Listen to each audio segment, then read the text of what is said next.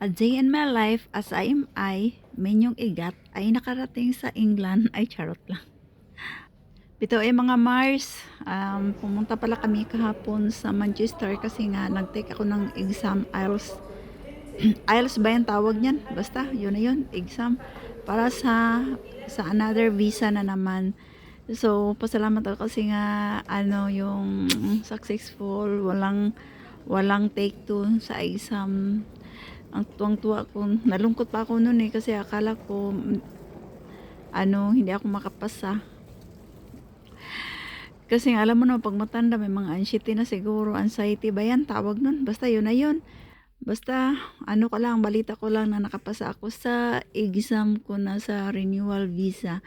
So, salamat guys, salamat.